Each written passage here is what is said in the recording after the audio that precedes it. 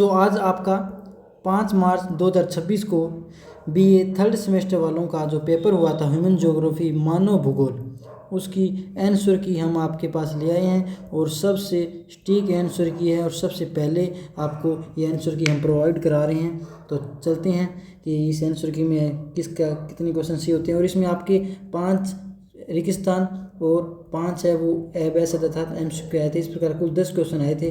तो आप बताना कि 10 में से 10 किसके सही हो रहे हैं, 7 किसके सही हो रहे हैं, 8 किसके सही हो रहे हैं और ऐसा कौन है जिसका 5 सही हो रहा है। और ऐसा तो होगा ही नहीं जिसके सभी गलत होंगे, क्योंकि आप पढ़ाई तो करते ही हो। चलो फिर आगे चलते हैं।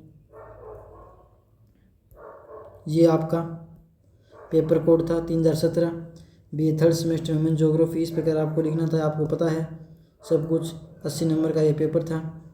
चलो पहला क्वेश्चन क्या था।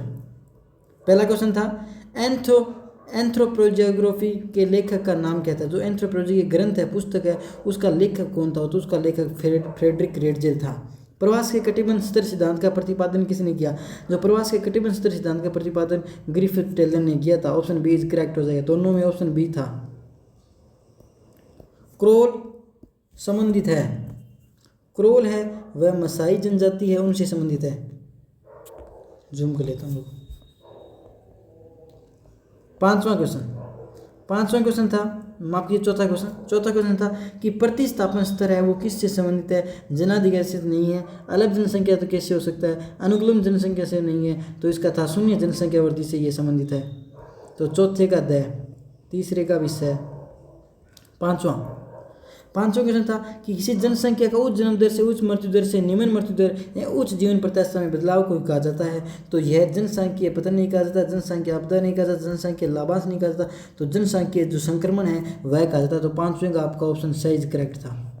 छठा क्वेश्चन, ये 5 क्वेश्चन आपके MCQ में आए थे और 5 क्वेश्चन ये आपके रेगिस्तान में आए थे। छठा क्वेश्चन था क्या कि जो कुमारी सैंपुल है निश्चयवाद की जनक थी, जो फ्रेडरिक रेटजेल की शिष्या थी, उसने अपनी पुस्तक इन्फ्लुएंस ऑफ ज्योग्राफी एनवायरनमेंट में क्या लिखा है कि ... पृथ्वी की सतह का उत्पाद है। तो इसमें आ जाएगा मानव पृथ्वी की सतह का उत्पाद है, उपज है, भूतल की उपज है। तो छठे में मानव आएगा।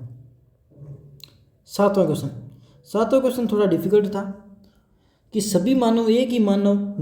जिसे हम मेधावी मानव कहते हैं कि वंशज है। तो इसमें आएगा होमोसोपियंस है वो इसका करेक्ट जवाब हो जाएगा।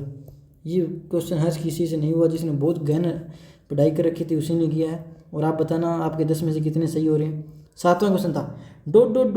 मवेशियों और चरवाहों का तय गर्मियों और सर्दियों के चारागाहों के बीच ऋतु के अनुसार प्रवास है। ऋतु के अनुसार प्रवास है, जिसे आमतौर पर गर्मियों में ऊंची जगहों, पहाड़ों और सर्दियों में निचली घाटियों में अलग अलग चारागाहों का इस्तेमाल करने के लिए जाता है। मैंने ऋतु के प्रवास पर इसलिए फोकस किया है क्योंकि इसका जो आंसर है वह ऋतु प्रवास, मौसमी प्रवास और जिसे ट्रांसह्यूमेंस भी कहते हैं। ट्रांसह्यूमेंस ये तीनों में से आप अगर कौन सा भी आपने लिख कर आया, तीनों एक ही है, तो ये आपका सही माना जाए। ऋतु प्रवास, मौसमी प्रवास और ट्रांसह्यूमेंस। नौवां क्वेश्चन क्या था कि ... का अर्थ है कि एक महिला अपनी जिंदगी में औसतन कितने बच्चों को जन्म देगी। इसे प्रति महिला बच्चों की संख्या के रूप में माना जाता है। तो कुल प्रजनन दर TFR लिख दो या फिर प्रजनन दर लिख दो, दोनों ही सही माने जाएंगे। प्रजनन दर भी लिख दो, कुल जन्म सही हो जाएगा।